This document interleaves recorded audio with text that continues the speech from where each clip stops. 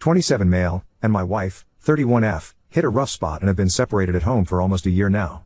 It was largely my fault. After a big setback and my father's death, I fell into alcoholism and despair, stopped taking care of myself and neglected her when not emotionally abused her. Eventually she had enough, and after I refused therapy for the nth time, consulted a divorce lawyer and drafted papers.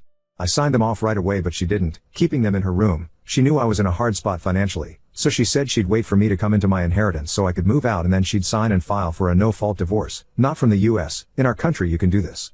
After 2 months sleeping in my home office, I got sick of it and stopped drinking, dived into work and overall did chores around the house and helped her out.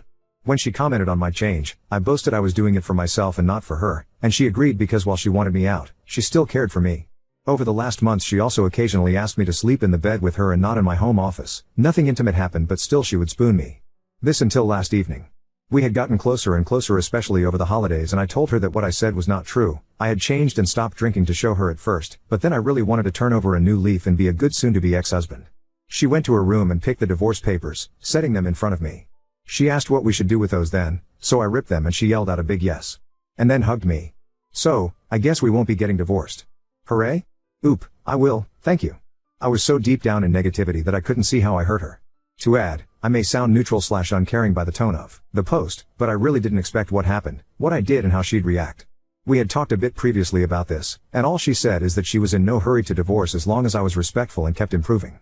I had a hunch she wanted to try and reconcile, but she was already being so generous to me that I didn't want to try and push my luck. And I admit it feels weird that we can be husband and wife again. I guess it will take some time after over a year as roommates. Oop, thank you. She was ready to go through with it because even if she loves me, she couldn't keep enduring me hurting both myself and her, emotionally and morally, and I think she was right to do that. It still feels weird to be sleeping in the same bed every night and be affectionate. We haven't been intimate at all during separation, and she hinted she wants to reconnect too on that level. Oop, you are right. I definitely need to learn to be more open emotionally, and I'm working on it in therapy. Also, when we hug or cuddle I admit to her that it feels a bit weird, but also pleasant and fuzzy. After so much time, she just reassures me that for those things we have all the time in the world. But she also said no hurry and take things at our pace. Eventually she had enough, and after I refused therapy for the nth time. Update 1. Hello everyone.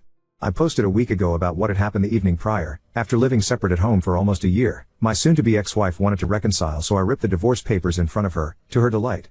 However, soon after the realization that I had planned my whole new year around the fact I was getting divorced set in, and that the decision of reconciliation actually brought me uncertainty and anxiety. My wife noticed that, and we had a number of heart-to-heart about this. There was talking, laughs and even tears during those talks, tears of the good, liberatory kind. My wife rarely if almost never cries, she's the stoic type, but seeing her break into tears, sobbing how much I hurt her and she still loves me, was like getting stabbed in the heart. I realized the pain I caused her is still fresh and burning. She unloaded all the pain and turmoil I had inflicted upon her with my past behavior, and admitted she felt both proud and bitter about my changes in the last year. Proud because I turned my life around, bitter because I had accepted the divorce so quickly as if she was what was holding me back, and she wasn't worth my best self. However, she was also angry at herself because she was already reconsidering the divorce back in June, but didn't say anything or gave me signals because she feared I'd revert to my old behavior, or would rebuff her.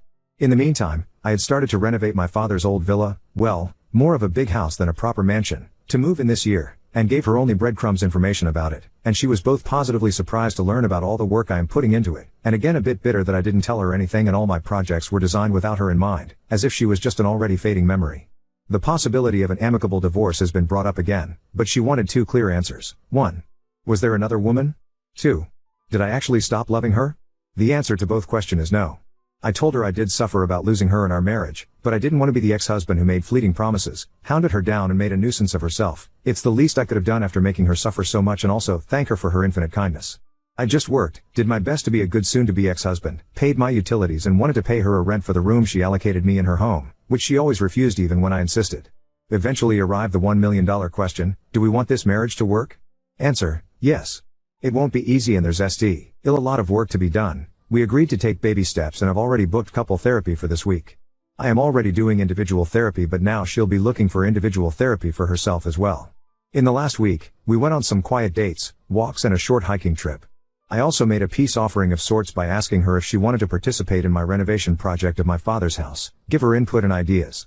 She was enthusiastic about it. She likes gardening, but her property has no garden and she makes do with the potted plants on the balcony, while my father's house has a large garden and a big plot of overgrown land behind it. She said we will be busting our backs, but it will be worth it, and I think that working together on a shared project will help re-establishing our bond. So that's where we stand now. The road is still long and difficult, but I am hopeful. I wish to sincerely thank all the Redditor who gave me their insights, comments, praises and criticism.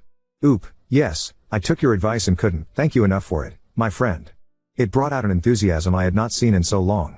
Oop, thank you, but it's still too soon. Oop, yes, it would have been foolish to think everything would have been fine right away. It's not like in movies where they make passionate love and are lovey-dovey all of a sudden. There's been distance for a year and hurt on both sides, and it will take time to heal and be close to each other again. Little changed in the last week. We had our first couple counseling session and her first therapy session. We laid down the framework for our marriage. Went out on some dates and overall spent quality time together. We still haven't been intimate. She tried to initiate once, but I gently turned it into cuddling and talking.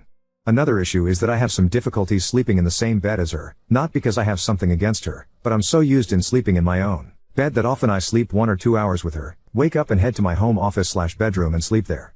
I wake up earlier and fix breakfast for her. She's happy about it but mentioned once I didn't sleep with her. Do those things take time? I believe so, but I'm a bit scared I'm giving the impression I gave up on our marriage.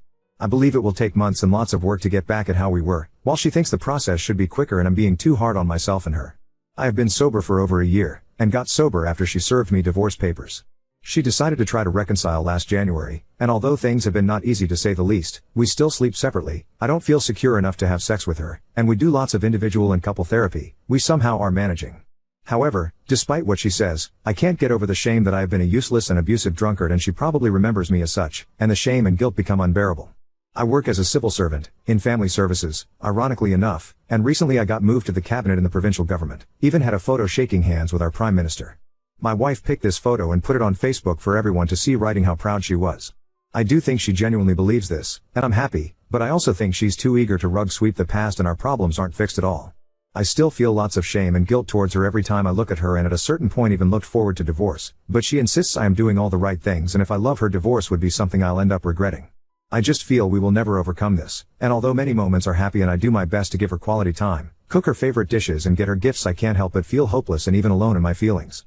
She wants for us to move on, but while for her it might be easy to forgive me, for me it's not easy to let go of the shame of what I was to her. My therapist says I have to deal with it on my own as I caused all this, and I agree, but I don't know how to move forward. Is there something I can do, or should I learn to accept this and live with it? Maybe with time it will get better? After all, a year sober is almost nothing. She had every right to file for divorce because of my alcoholism. She didn't deserve that. In the meantime I was sick of it, so I stopped drinking, focused on my career and on renovating my father's house. She wanted to reconcile upon seeing those changes, and I agreed. But now I'm realizing I had internalized the divorce in my life plans. I plan my new essay on life about it. I can't see myself being intimate with her. She tried a couple of times and I gently turned her down. As a gesture of goodwill I asked her if she wanted to participate in my father's home renovation project, and she accepted with enthusiasm. She always wanted a garden. Now I'm regretting it because that was supposed to be my retreat from the world and I will have to share it with her. I said all of this to her. She was upset but also understanding. In her opinion, part of the fault is hers. She never communicated about reconciliation and sprung it up on me, and as a result what should have been a happy thing became a source of stress and anxiety for me. My therapist and her are saying this is my depression talking, but I'm not so sure. Are we truly done? Update 2. I showed her the last thread. She's reading it on her phone. She said she already knew many of the things I wrote, including the comments about gem and flowers. She said if she knew the anguish a reconciliation so soon would cause, she wouldn't have offered it and is regretting it. She thanks everyone for the kind words and appreciations made towards her. At the same time she got upset because in her opinion I put things worse than they are, so either I exaggerated them, or I've been keeping my true feelings from her, and this is a big problem. For example, she says I'm not as cold as I'm making myself up to be, and that she's not as pushy as I make her to be, and in fact she's been giving me lots of space. She says I'm doing a weird self-sabotage here. She says I'm trying to get her to leave me, but it won't happen, and if I really want to end I have to do it myself. She doesn't agree with it, but if I want to move out she won't oppose it. She wasn't angry, just very numb. Things are not easy, but overall they are going well, both in therapy and everyday life. There's still some issues in getting intimate, but we are getting there. Sometimes though the shame and guilt become too much and I wonder why is she even staying with me? Maybe sunk costs? I do my best, little gifts, dates, cooking her favorite dishes, picking up chores, but to me it always feels like I could do more. Sometimes she notices this and says to take it easy. She says I try too hard sometimes and it comes off as artificial. She likes that now I'm all smiles, always shaved, well dressed and gentlemanly with her, but joke that sometimes I look like the president of her country of origin. I'm doing my best though, even at the cost of overdoing it. Oop, we are doing therapy, but so far it's still very early. I was very apathic about everything, so now I try my best to be enthusiastic about things. She usually likes it, but once I made a dance step, she laughed but also said what the hell was that? I have been sober for over a year, and got sober after she served me divorce papers. She decided to try to reconcile last January, and although things have been not easy to say the least, we still sleep separately. I don't feel secure enough to have sex with her, and we do lots of individual and couple therapy. We somehow are managing. However, despite what she says, I can't get over the shame that I have been a useless and abusive drunkard, and she probably remembers me as such, and the shame and guilt become unbearable. I work as a civil servant, in family services, ironically enough, and recently I got moved to the cabinet in the provincial government, even had a photo shaking hands with our Prime Minister. My wife picked this photo and put it on Facebook for everyone to see, writing how proud she was. I do think she genuinely believes this, and I'm happy, but I also think she's too eager to rug sweep the past and our problems aren't fixed at all. I still feel lots of shame and guilt towards her every time I look at her, and at a certain point even looked forward to divorce, but she insists I am doing all the right things, and if I love her, divorce would be something I'll end up regretting. I just feel we will never overcome this, and although many moments are happy and I do my best to give her quality time, cook her favorite dishes and get her gifts, I can't help but feel hopeless and even alone in my feelings. She wants for us to move on, but while for her it might be easy to forgive me, for me it's not easy to let go of the shame of what I was to her. My therapist says I have to deal with it on my own as I caused all this, and I agree, but I don't know how to move forward. Is there something I can do, or should I learn to accept this and live with it? Maybe with time it will get better? After all, a year sober is almost nothing. Oop, somewhat. She told me to get a grip in those feelings or I'll end up self-sabotaging and ruining everything. Update 3. 2 months later, things are going lukewarmly well. Talks of reinitiating divorce proceedings have stopped, and although we still sleep separately and have no intimacy, my issues, working on it with my therapist, we are doing well. Sometimes I feel I can't get over the shame that I have been a useless and abusive drunkard, and she probably remembers me as such, and the shame and guilt become unbearable, but then it passes a bit.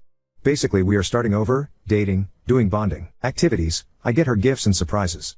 She admitted she thought things would go faster, but in the end agrees with me that after a year separated things can't just get back as before. She also says I am too hard on myself, but I think she's the one being too indulgent. But apart from those difficulties, we are doing fine. Basically, we are starting over, dating, doing bonding activities. Oop, thank you. I have hope, but sometimes I feel like we are stuck or that we are delaying the inevitable. Although I feel like this only occasionally. Update 4. Things are going well, reasonably so. Still having issues in the bedroom, but I am working on them to try and be a good husband, at least on that aspect. Last week I received a work assignment in the capital of our country. It's a 2-month-long assignment and I'll be provided state housing. She is excited about this and already wants to pack her bags. I have my doubts about her coming along for her own sake. She has friends and family here, me not so much, cut them all off and not interested in reconnecting, her support system as a whole. She has reasons and loved ones to stay here, unlike me. She won't budge, since we are married it's her full right to come along, and since she has her own e-commerce business she can manage it remotely. Plus she wants us to get back home every weekend. I know better than dying on this hill, so I'll be leaving with her. That's it. Naturally I am always, cautiously and within reason, hopeful about our future together. Update 5. I couldn't take it anymore and I did not understand why I kept having negative thoughts about my wife and me despite things going well, and some of you got into my ear there could be something wrong in my head. So we got in touch with a professional, got tests done and found out my blood values were very screwed up. This led the doctors to speculate a chemical imbalance in my brain and prescribe me antidepressants. Not exactly antidepressants, they are mood regulators, they told me. Both my wife and I were hesitant about this, but I gave it a try and lo and behold, my negative thoughts disappeared overnight. I finally feel in control of my emotions, I feel that I love my wife, and I feel that things can and will get better. I was putting on a front before, but now I really enjoy spending time with her and make her smile. We started making love again, and no blue pill was needed lol, and we get back from the capital every weekend. We are turning my father's old villa into our private retreat and love nest. I did apologize for my unreliable behavior in the past months after she had extended me an olive branch. She said she doesn't blame because of what we know now, but I still think it's not a valid excuse. I should have sought medical help sooner. Now I can say, and mean it, that I'm happy and grateful my wife practically gave me a third chance, and I don't want to waste it. I want to make her smile every day and enjoy everything to the fullest. I guess this is it and you won't be hearing from me ever again. I just want to thank you guys for your inputs, opinions, advice and criticism. Per aspera, ad astra. Oop, thank you my friend, I will. It feels like I've been on a very long hangover and it cleared up just now. Oop, thank you. I admit I am a bit afraid I could end up hooked on medication for the rest of my life, but doctors reassured me it won't be the case, and anyhow the priority is our wellness. Oop, you are right. I stopped drinking, but I never properly prioritized taking care of myself and my wife. This has changed now. Update 6. I know I said I wouldn't post anymore, but I just wanted to let you guys know that things are going better and better. My mental state is always good and my wife is always smiling. She's letting her creativity flourish in my father's villa garden. She has lots of projects and has already planted a lot of different flowers and plants. When we are there, she just loves relaxing in the garden after a long day and sometimes even falls asleep there. For now we stay there occasionally, but we are thinking about moving there permanently and for my wife to rent her place. And it was a lot of fun to discover all the rooms in the house, explore the attic and the rest of the property. Wife says this is our slice of paradise, and who knows, if things keep going well, it would be the best place to raise a family. We travel a lot between the capital and our town for my work, and all the traveling makes us bond even more. We make little stops on the way and discover new places. Our love life is also fired up, and we have done and experimented much more in the last months than all the years we have been married, and she's very happy I initiate much more than I did in the past. Overall, I'd say we are more than okay. Now on to second story. Dad's girlfriend is treating me like garbage. Friends suggest secretly recording her behavior to show him, but I'm worried it could backfire. I'm 20 male, and I was a former foster kid. I was never adopted before I aged out, but I was placed with Joe when I was 10, and we were long-term matched by the time I was 14. Joe's the only real family I've ever had, and I consider him my dad, even though the whole adoption thing never happened. When I first moved in with Joe, he was married, but his wife passed away suddenly when I was 12. That was tough on both of us, but we managed to get through it together. Now, Joe's been dating his current girlfriend, Sarah, for about 2 years. She didn't come over much, and when she did, it was pretty brief. But 3 weeks ago, she moved into our house because she lost her job and couldn't afford rent anymore.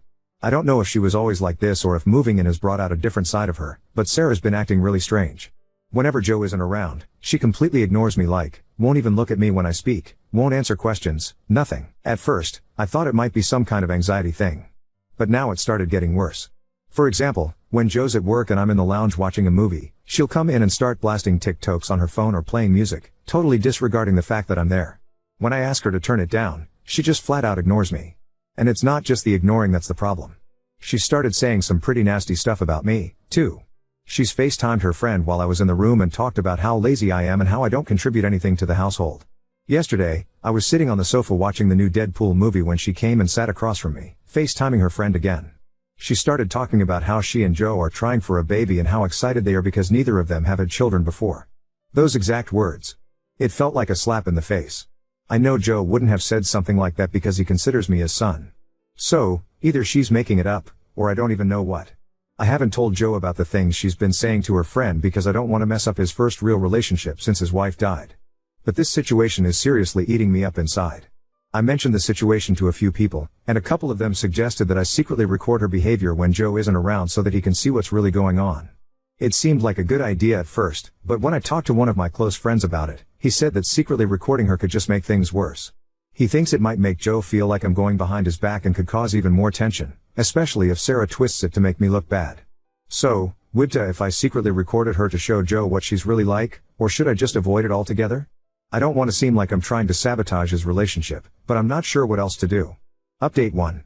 I decided to talk to Joe directly instead of secretly recording Sarah.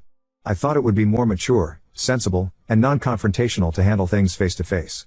My mindset was that if he didn't take it seriously, then I'd consider recording to show him what was really going on. When Joe got home from work, I asked him to talk privately in my room. He seemed a bit confused at first, but I made it clear that I wasn't trying to sabotage his relationship. I just needed to tell him that some things Sarah was doing were making me uncomfortable. I reminded him about how she ignores me and mentioned how she plays videos while I'm watching TV. But when I told him she said that he didn't have any children and that they were trying for a baby, he looked really upset. It felt a bit awkward, but Joe called Sarah into the room to talk with us. He asked her if what I said was true, and she immediately denied it. You could see from her body language that she was lying. I'm not sure if she just never expected me to say anything about how she's been treating me or what. Joe firmly told her that this is my house, not hers, and that while she's a guest here, she can't be disrespecting me. Things got a little heated, and in the end, she apologized to me, though it was through gritted teeth. I accepted the apology, even though I'm not sure it was genuine. After that, Joe asked if I was still comfortable with her staying with us. I said I was because I didn't want to break them up, I just wanted to tell him what was happening. However, she decided to stay at her friend's house for the night, which made the situation feel even more tense. I can tell Joe is really upset now, and I feel super guilty for making him feel this way. He insists it's not my fault, and we ended up having kebabs for tea, but even so, I can't shake the feeling that I've caused a huge fight between them. Joe went to bed early, and now I'm stuck feeling bad about the whole situation. I just hope that whatever happens next